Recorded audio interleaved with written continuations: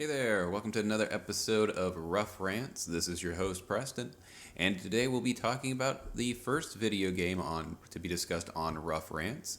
It's going to be about Undertale. Only about 5 years late on this one, huh? Yeah, I just beat the game. Got it around Christmas, and finally got around because I have a big backlog of video games. Finally beat it like last night. I'll try to keep this version part of the rant vague and give my general thoughts and feelings on it, because this is definitely the type of game that you want to go in as blind as possible. I was actually really fortunate. I knew of its existence, I knew it was super popular, and I knew little tiny details about it and kind of the general, more or less, tone of the game. But I didn't really know any specific details. And that helped tremendously when I played the game, because if I would have known like basically everything, it would have come down to like, not really much point to play. Maybe not that far, but definitely would have detracted from the experience. But general thoughts without going into spoilers. It's great. Definitely worth a pickup. Get it if you can. The It's very story based and character driven. I wouldn't even say story driven.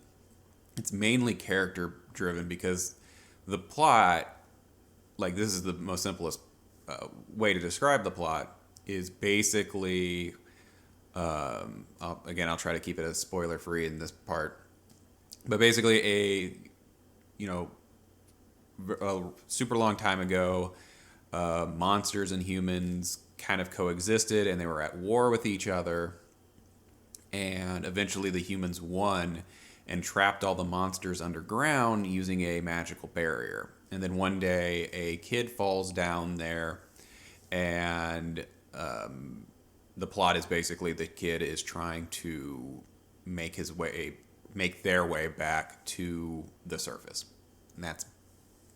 and will encounter the various monsters that live down here, down underground, as he's making his journey.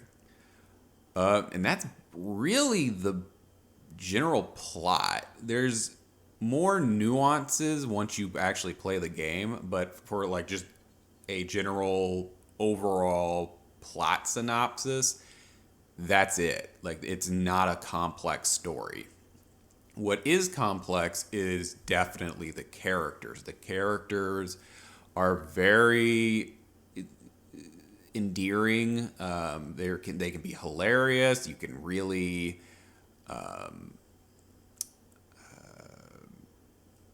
relate to some of these characters. Like Alps, I like totally related to her. I'm like, yeah, that is me. That is me as a person.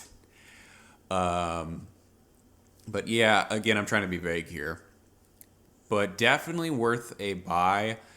But you have to be into character driven type games to be into this game, because it's not like a super shoot 'em up. It's not a intricate RPG.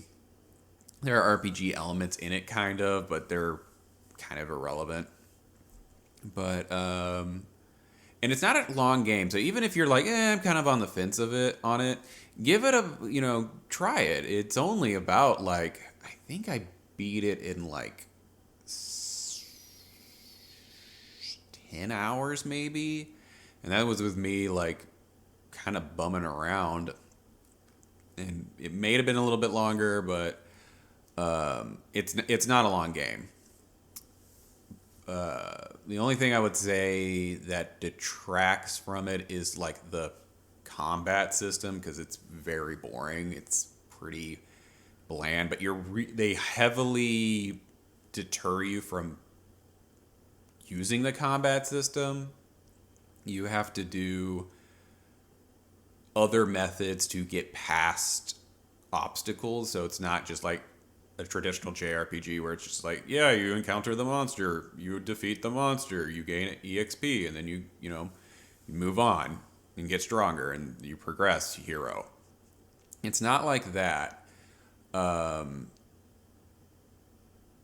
so yeah, I would definitely recommend getting the game. You know, to get your own impression of it without it being tainted by any outside sources. From this point on in the video, I will be fully spoiling multiple elements. Like, I'm not going to go through every single tiny little detail because there's just too many to get into. But if you are interested in the game, I would recommend stopping the video, go play it, and then come back. If you have already played it or you just don't care about the spoilers, spoilers from this point on. Yeah, I really love this game. There are so many fun little nuances as it progresses. Like in the beginning of the game, when you're in the the ruins. There we go. I was about to say catacombs. In the ruins. It's kind of slow. I didn't really dig. Like, there's some funny bits here and there, but it's basically the standard tutorial level. But I wasn't like super into it. I was like, yeah, this is okay so far. But once you leave the ruins and you end up in Snowden, and when you definitely meet up with the Skeleton Brothers, Sans and Papyrus, the game just explodes. It's so much fun interacting with all of the characters, all of the goofy monsters. Like, Papyrus is probably my favorite character in the game. I didn't really dig Sans. Like, he's fine, or Sans. He's fine. He's definitely better utilized as like the straight man to Papyrus's ridiculousness. But overall, I kind of felt that he was just kind of like, yeah, his shtick is like, he has more to his character beyond his shtick, but I still just kind of felt like he was just kind of there. I honestly didn't dig Sans all that much. Papyrus, however, I was usually cracking up with him. I loved the date you go on with him, and like his eyes bulge out, even though he technically shouldn't have eyes, being a skeleton, and his dumb puns and his interactions with the other main characters. That was great. The music is phenomenal in this game. Like, again, it's not, the ruins are okay, but once you get to outside of the ruins, it's like every song I was like bopping my head at least a little bit.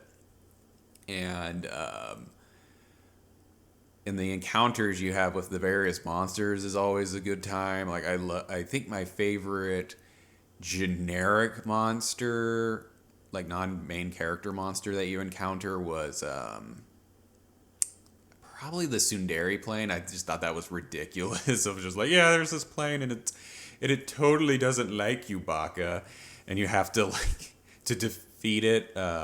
Defeat it. You have to get close to it, but not too close.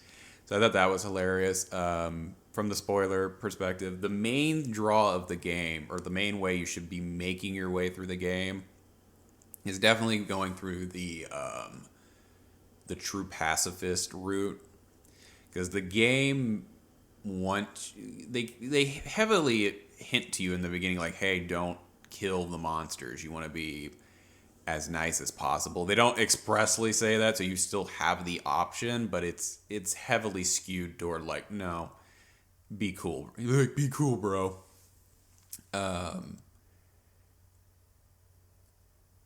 But if you do decide to battle, the battle system is pretty boring. It's just basically a line goes across the screen and you have like this like target area, this like target reticle, and you want to hit the attack button when the line makes it to that target reticle to do more damage. And that's it. That's it. There is nothing more to the battle system. It's boring as crap. And the only other like RPG elements is like you can equip various things. Like you can put on the like you'll have a weapon slot and an armor slot, and that's it. Like only 2 slots. But the main thing you want to try to do to beat the game is either run away, but even that can be boring. But that's not really viable, and you shouldn't really do that. What they really want you to do is show mercy to the monsters. And the way you show mercy is you have to interact with the monsters. And so, like, it'll be like, I think it's like action. Yeah, I'm pretty sure it's action. And it'll give you like a list of things you can do with the monsters. It'll be like action, and then it'll, like, usually it'll say check. So you can, like, it'll go like, this is who this monster is. And this is kind of like its general personality. So it'll be um, like, I'm trying to remember one, but it was like an ice guy who had like like a hat that was like an icicle, and it's like he doesn't care if you like his hat, but he totally does like that. He totally does care that you like if you like his hat or not. And the whole thing is, and then the other actions are basically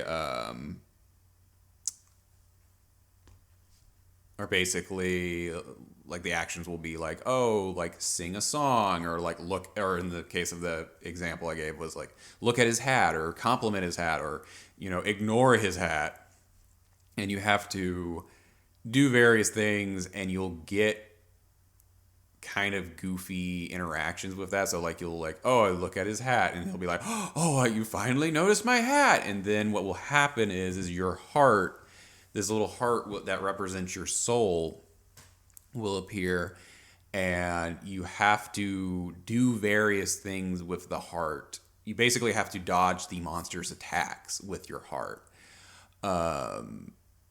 And each monster has their own unique gimmick that you have to go through to dodge their attack and not take any damage. Like some of them will just cause like things to fall from the top of the screen, and they're fairly easy to move around. Others, especially the bosses, can be super stressful to get past. Like it's flat out bullet hell territory. So that can be really exciting, but it can also be a little bit of a deterrence for some people, because it's like, oh, I can't react fast enough to this. I'm going to die. So you got to be a little careful with that. But once you get like the right combination with the monsters, like their text will turn yellow, and then you can spare them. And when you spare them, you don't gain any EXP, but you gain gold, so like money. And what will end up you progress through the game like that. And as you encounter more and more people, you get a little bit more about the world and more about like what it's like living down here, and like the monsters' personalities in general. And the monsters are actually pretty nice. They'll sometimes make jokes about like, oh yeah, we're gonna go kill all of humanity, but like they don't really understand what that means. It seems like they're just kind of like, oh yeah, we've been down here for so long, and King Asgore, the king, is like talking about how he'll get all the souls that he needs to invade the human world, and then they'll kill all humans. But they don't really get that, and they don't really mean that either, because they are literally talking to a human while they say that, which they sometimes don't realize that you are a human, even though it's obvious. But as the story progresses, you meet more characters. You meet Sans and Papyrus. Sans is all about like I guess you could say he monitors you. He kind of like looks after you, and to a degree, he kind of points you in the right direction, and gives you some okay hints here and there, but he's not very active. Papyrus is just this goofball who wants to be part of the royal guard, but he's not very good at it. Like his whole thing is like he wants to capture a human, but he can't capture humans, and he like keeps making puzzles, but the puzzles are like super easy, or like they don't work. And like by the time when he has the opportunity to capture you, he misses out on it. Essentially, he's just like, "Oh, I didn't catch you." He's like, "Oh, oops, I accidentally dropped the thing, and now you can escape. Ooh, you crafty devil." So he's a big goofball. But as you progress, you actually run into the captain of the Royal Guard, Undine. And she is very aggressive when you first meet her. She's actually a little scary when you first meet her. You meet her in this waterfall cave, and like she appears in the background, and like her armor like comes into the light, but it's still in shadow, and it has like one glowing eye on it, and it's like, and you can hear her armor kind of moving around. It kind of sounds like kind of reminded me of Metroid Fusion with the what was the name of that? It was like the X virus or whatever that was taking the form of Samus's armor, and like you could hear its footsteps moving down the hallway every now and then. It kind of reminded me of that encounter.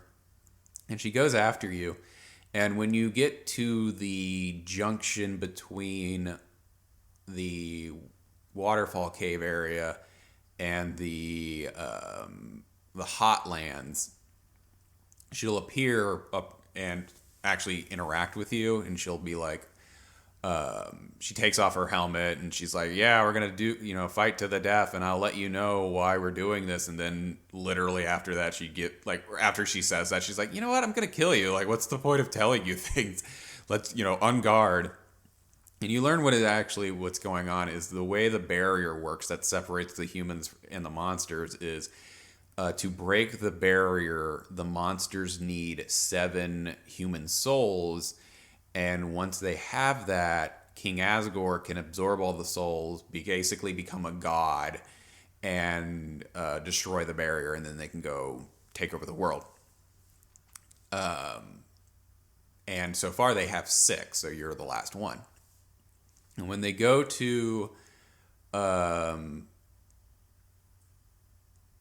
after you deal with Undine, you go into the Hotlands, and again, this is based off of the pacifist run. I technically played the neutral and the pacifist run, but I went main pacifist run. But once you spare Undine, she'll go away, and this is where you run into Alps, who's the head scientist, and she's just this huge otaku dork who clearly has feelings for Undine, and Undine clearly has feelings for her. And she has a robot that she built called Metaton, and he's like this like ridiculous showman robot. Like, he's like a game show host almost. Like, he basically is. Like, when you first encounter him, he causes you to play like a quiz show, and you have to play the various you have to answer his various questions or you'll take damage. And it's funny too, because Alps is there, and she's trying to help you.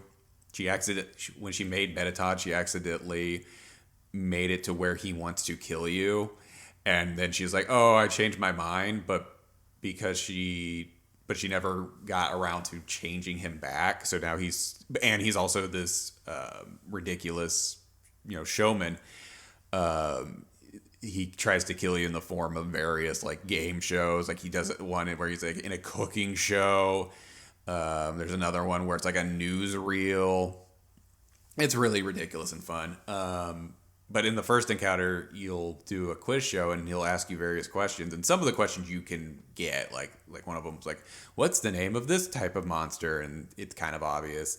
But Alps will be in the corner off to the side, and she'll like make hand gestures to tell you which answers are which.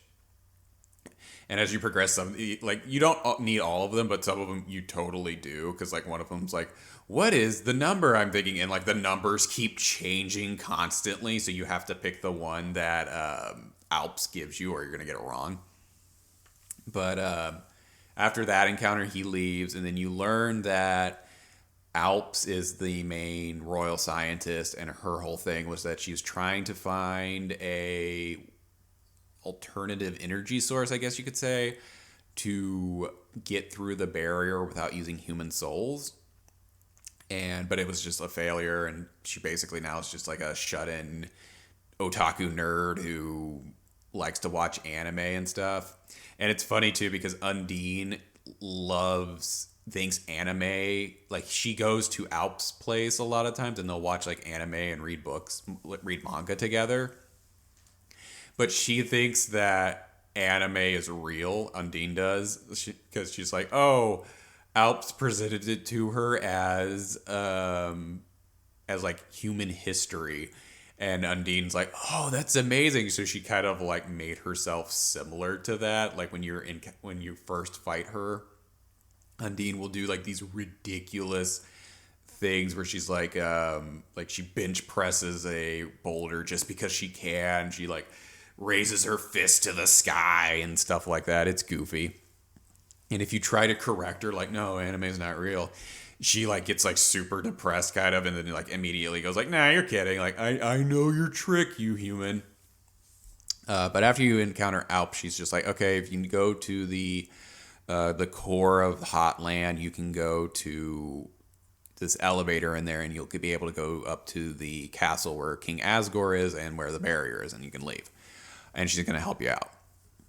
As you progress, you end up running into Metaton again a few times. And then when you get to the core has been converted into a hotel by Metaton. He slapped a hotel on there. And like everyone kind of loves him. He's just like, he's this ridiculous showman, and people will like, he's like, oh my God, I love Metaton. He's like so great. Like you run into these two teenagers right outside of of the hotel, and they're like, oh my God, I love Metaton. I want him to sign my butt. I want him to autograph my butt. It's ridiculous. But as you progress, you end up running into, you go to the core, and then Alps's advice is wrong. Like she'll be like, oh, you want to go to the right, and then if you go to the right, something bad will happen. Like there will be a monster there that'll attack you, or like she'll tell you about like a way to get past these certain lasers, and it's like, oh, if you do this, you'll be able to do that. But it's wrong again, and she's like, what's going on? Why is this not working? This shouldn't be happening. And when you get to the final encounter with Metaton, it turns out that Alps was pretending kind of like what was happening. Basically what happened was she programmed Metaton the way he was, so that way she could help the human and feel like she was doing something important. And but then Metaton, in the desire to get better ratings for his show that apparently everyone is watching as he's trying to kill you, flipped the script and made it so that her advice would be wrong and that he's going to actually kill you. And the final fight with Metaton is, again, it's ridiculous because his form is that of like, it's like this basically a like 1930s supercomputer, like a big square with like blinking lights on it, but it has like arms and a wheel, like a unicycle wheel at the bottom for mobility. That's what he looks like. But when you fight him for this final encounter, you turn off this switch on his back, and he'll reveal his true upgraded form, which is the form of like this almost David Bowie looking ridiculous pop star kind of guy. Like it's so over the top. He's got like legs, and he's just like posing constantly, and he's like has this metallic face, but it's like really pretty looking, so he's just like constantly doing that. And as you battle him, the battle is like you need to get a certain amount of ratings. And his whole thing is he also wants to get the human soul, but he doesn't want to go up to the human world to kill everyone. He wants to become a star. So he's just like, oh yeah, if you kill yourself and let me take your soul, then I'll be able to go up there and become, a star, and all of humanity will survive. So yeah, you should totally kill yourself and let me do that. But as you progress through the fight, by the end of it, like people start calling in, and like they're like, "Oh, I'm so sad this is going to be your final show," but I'm happy for you, but I'm going to be really sad, and I'm not going to be sure what I'm going to be able to do. And by the end of the fight, he's literally nothing but a torso. He's just like, oh, 'tis a flesh wound.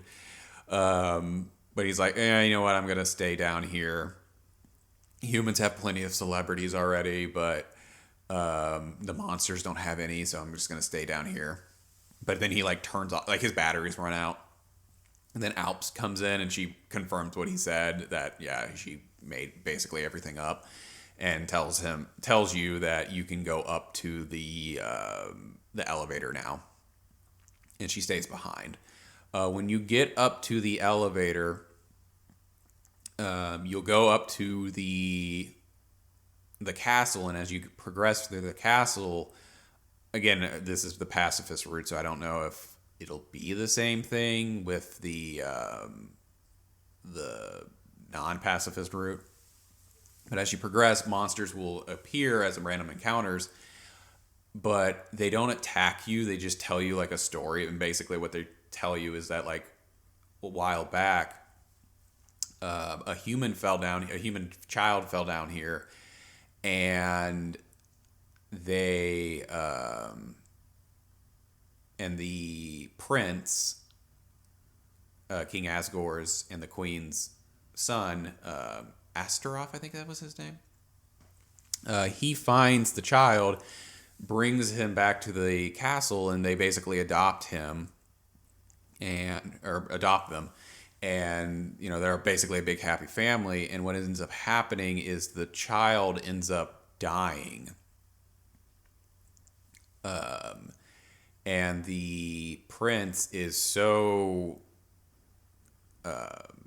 depressed by this that he takes the human soul, because what it is that it turns out that a monster can go through the barrier if they have a human soul with them. They can't destroy the barrier, but if they have a human soul with them or in them, they can go through it.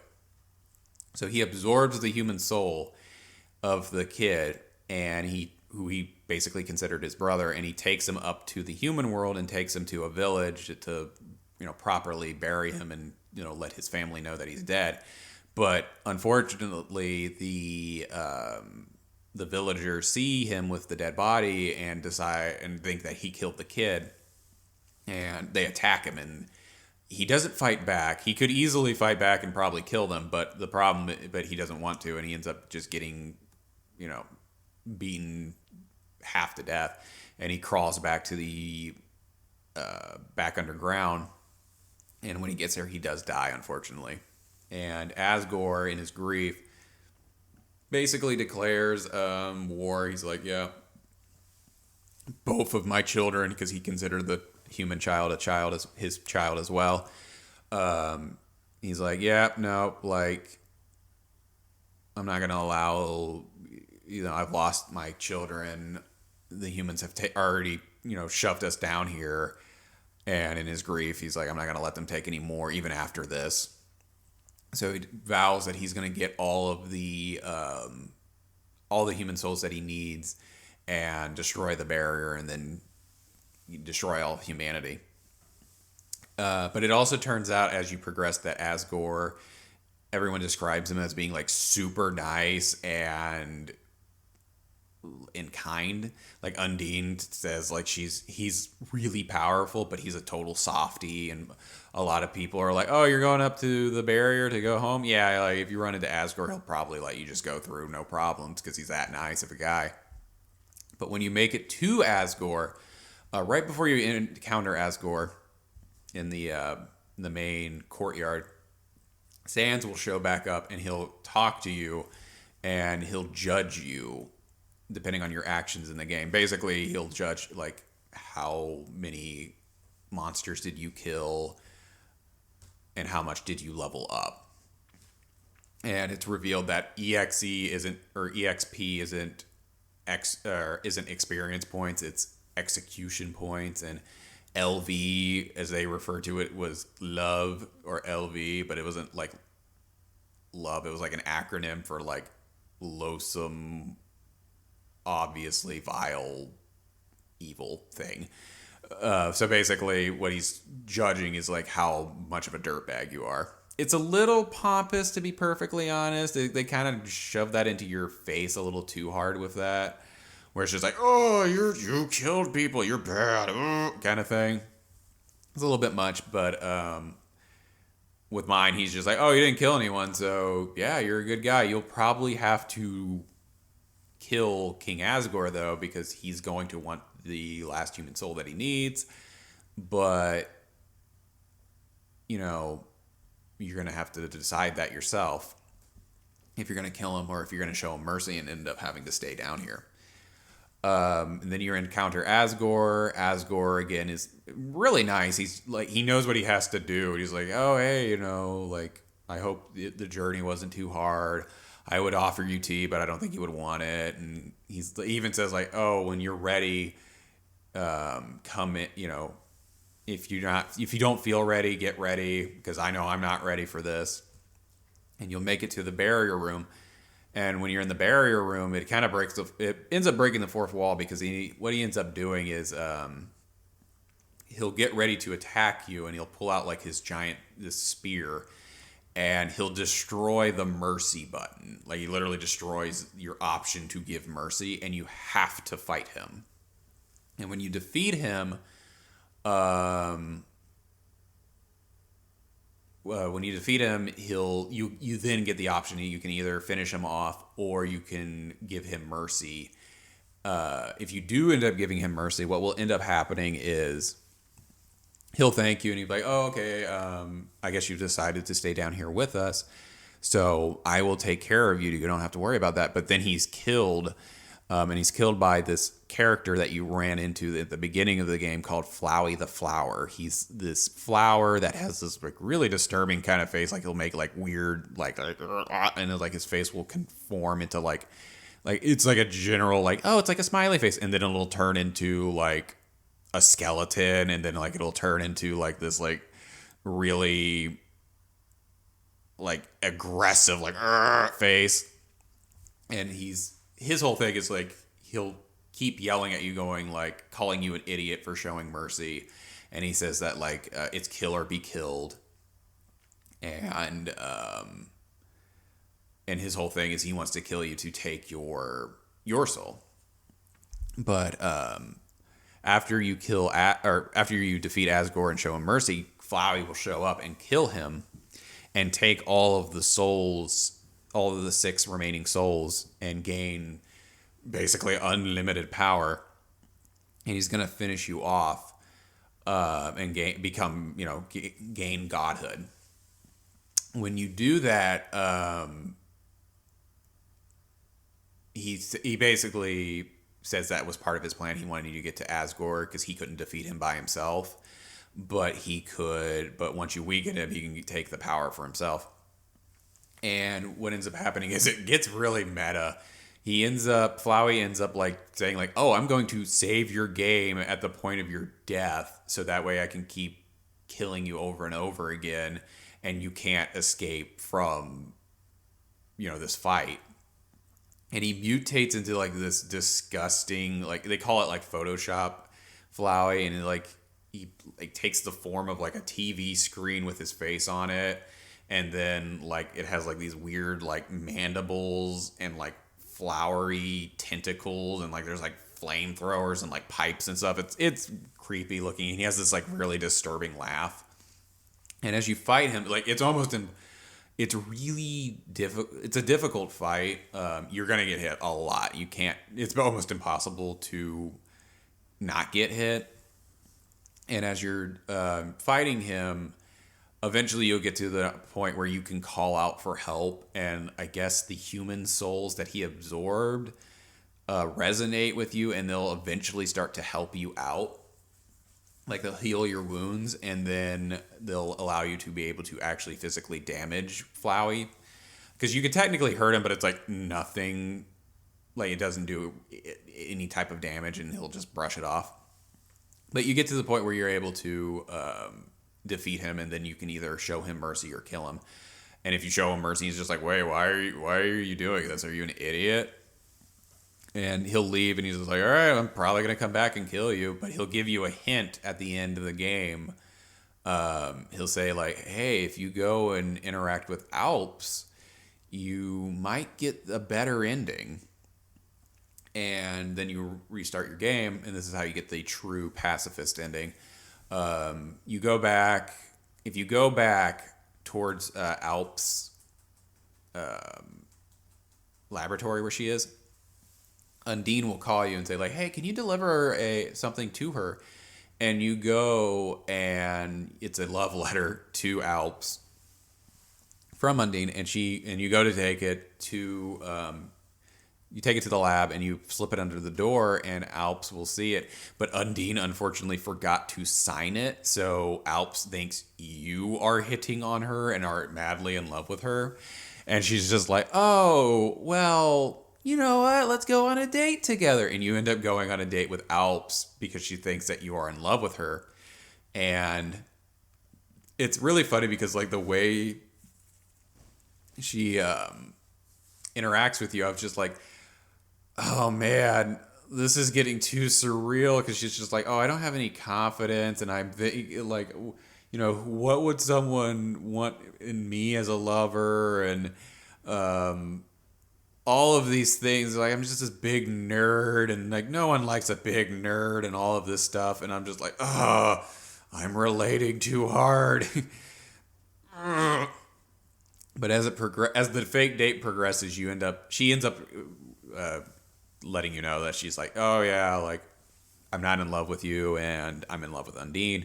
And she asks you to help her kind of like role play to gain the confidence to ask out Undine. And as she's like doing it, as she's role playing with you, she ends up like screaming like, I'm in love with you, Undine. And then Undine shows up, and she's just like, what? And Alps is just like, psych.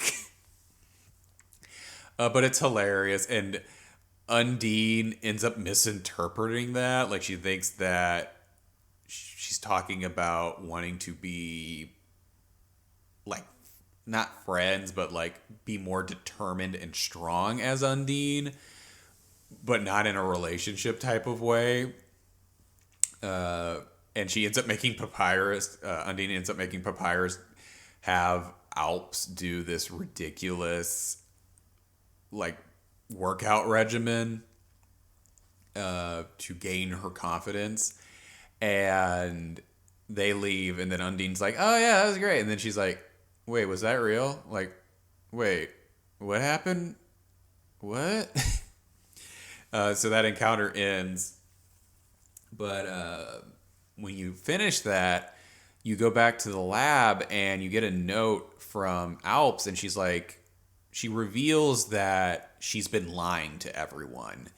And it's not as simple as like, oh, she was lying about like anime being real. No, she turns out she's been lying about a lot of things. And she tells you like, hey, if you go in to take this elevator, you'll get to the true lab, and you'll see exactly what I'm talking about. And when you go into the lab, you go into this little elevator, and you'll go down into the true lab. And this part is really creepy. Like, the music is off, and like, as you're progressing through the underground lab, like, everything is like dark and dank, and like, you read these research notes on the wall on these monitors, and they'll be like, oh, like, today I got commissioned by Asgore to do this. And they start off kind of okay. They're just basically like, oh, I'm trying to find a alternative source to human souls so we can get out of the barrier. And she's like, well, maybe I can find something with like using monster souls.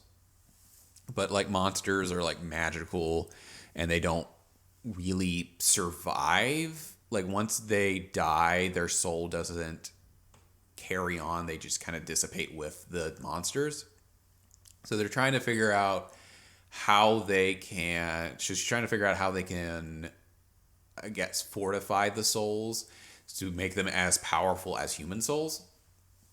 And as you progress, you will encounter these very disturbing monsters. Like the monsters up to this point are silly, goofy designs, but these are like they're melting and they like break the screen with like fourth wall esque, meta type designs.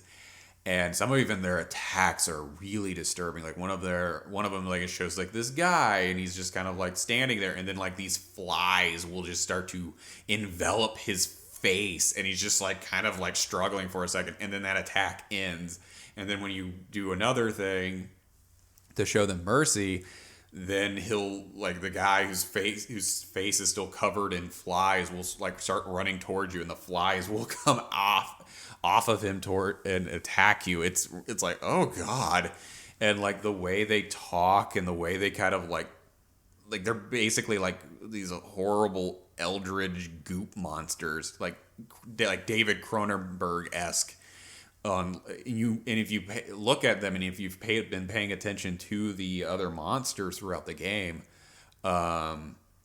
you then start to realize like, oh, these guys are made of other monsters. Like they're like, again, they've been basically like Cronenberg together, and it's when you see like these happy-go-lucky monsters who were originally happy-go-lucky, and now they're just in this horrible like gestalt of this like thing, and some of them will like literally scream like, I'm in hell and I kind of want to die. It's really disturbing. And as you progress, you learn that what ended up happening was Alps was trying to find this source, and the way it worked was the reason why human souls could still maintain their form or still be manifested or whatever, still go on without their bodies, is because they had determination. And she's like, well, maybe if I inject determination into the monsters before they die, their souls will be empowered. And so what she ended up doing was she injected monsters who were basically dead, like they were about to die anyway, and they were brought to her. So she injected them with the determination, and at first it seemed like nothing was going to happen, and she ended up like moving on to using a alternative subjects. She was like, okay, human souls and monster souls aren't really compatible, aren't super compatible. So maybe if I use a different, like neither a human or monster as like the vessel for this power, maybe I can get a result. And you see a bunch of flowers around you, and you start to realize like, oh, this is where Flowey came from. And as she progresses, it turns out that the monsters she injected them with the determination, they actually woke up and they were like starting to move around. And she's like, whoa, this is great. Like, even though the test failed in terms of like, creating these artificial human souls, basically, now these monsters get a second, can go home and be alive and be with their family. And she ends up telling the families like, oh yeah, they'll be, I'll be able to send them back like in a few days. Yeah, it doesn't work out well for that. Well for her. Turns out the monsters that were injected start to melt, and they start to meld together into the horrible abominations that you've been running into. And like, she can't send them back. She's just like, and when everyone was trying to get in contact with her, going like, hey, you said our loved ones are going to be coming back, but they're not back. What's going on? She ended up lying to everyone and becoming reclusive and not owning up to what the horrible things that she had done. And the final entry is basically her confirming that she tried to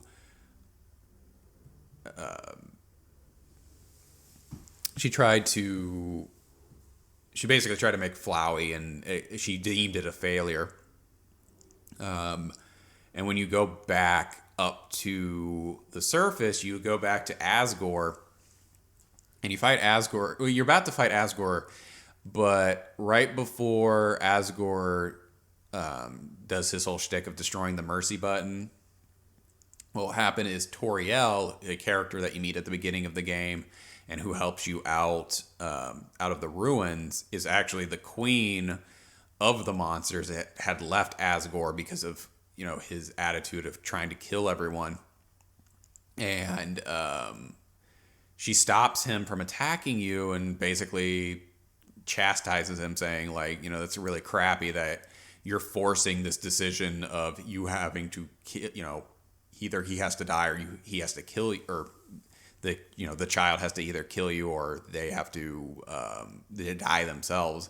And she points out that he's kind of a hypocrite too, that he had a human soul, so all he had to do if he really, really wanted to break the barrier was take the human soul, go up to the human world, and then get 6 more souls, and he's done. But he never did that, but that was because he was afraid and was just kind of using it as an excuse to not move on. And he admits to it. And then the rest of the gang show up. Undine, Papyrus, Sans, and Alps show up. And they're like, yeah, we're all friends with the human, and, we don't want him to be hurt. And then Alps points out, like, hey, how did you guys, because Papyrus was the one that got everyone to come over. And she asked, Alps asked Papyrus, like, hey, why is it that you guys were able to get here so quickly? That doesn't really make sense. And Papyrus says that he was told by a flower to come here. And she's like, wait, a flower? And when he says that, Flowey shows up and grabs everyone. And he calls you an idiot. And he's like, haha, now my master plan is coming through to fruition. And I'm going to, kill everyone and take the power for my own. And what ends up happening is all the other monsters in the game show up, and they're like, no, we're friends with the child as well. We don't want you to kill him. And you think it's going to be like, oh, the power of friendship defeats them. But what ends up actually happening is this was actually Flowey's ultimate plan. He wanted all the monsters in one place so that way he could so he could absorb all of them and become all powerful. And he does that, and it's actually revealed who Flowey technically really is. He's actually Astaroth, the prince who died. Apparently, Alps, I guess it's not 100% clear on why it's him per se. It might have been because of when he died like in the flower bed, and Alps used those flowers for her experiment. So maybe like some of his DNA was in it, or like his spirit was in one of the flowers, and that's how Flowey was made. But he's now fully formed, and he's like, okay, he technically thanks you. He's like, oh, thank you so much. But he ends up basically going like, now that he has his true form, he's going to destroy everything. He's going to go up to the human world. He's going to kill everyone, and it's all thanks to you. And you end up fighting him, and the way you defeat him is you have to save the individual monsters inside of him. Like, not all of them, the main characters. And by the end of it, you have the option to save him, and you save him, and his true emotions come out, and he's basically just a crying child at his core. And what it was that he was super sad that his friend, the original human that fell down there, had died, and he didn't want that to end, and he was basically using you as a surrogate for the child, and wanted to continue this game forever, so that way there was no end, that you wouldn't be separated. But he knows that that can't be, and he eventually gives up his aspirations and returns everything to normal. And he's just like, I'm going to go now. And unfortunately, I'm going to become a flower again. This part was not 100%, wasn't 100% clear on like what happened to him after the fight. Because he says like, I'm going to go back to being a flower. And I'm like, okay, is he going to be back to being flowy, which means he's still like alive, or is he just like a flower period, like he's dead? They don't elaborate on that, but before he goes and becomes a flower again, he uses the all of his power to destroy the barrier, releasing all the monsters. And then the game ends with all the monsters going up to the surface world. They say what they're gonna do, and the child ends up staying with Asgore and Toriel to be raised. That was also a little bit unclear. It's like, are they an orphan? Like, it makes sense. It's like, oh, they have to live with them while they're underground, but like, doesn't he have a family, or don't they have a family? But that was never made clear. But the end credits roll. You see everyone's kind of like moving on. Like Metaton got powered back up by Alps, and he's becoming an entertainer. Undine and Alps are like at a beach together. Toriel and Asgore started at school. We just see Papyrus and Sans just playing around. And at the end of the game, it shows you in bed at home with Toriel, and she puts a pie out for you. And yeah, that's the end of the game. It's again, I'm just this. That was just the general, general everything. There's so much more to that. But yeah, I really love this game. Would definitely recommend playing it. Again, the music is fantastic. But let me know what you thought of Undertale, and let me know what your favorite little encounters were while you were playing it, and if you would like to hear about me rant about any other type of games. Like, comment, and subscribe, and I'll see you next time. Bye.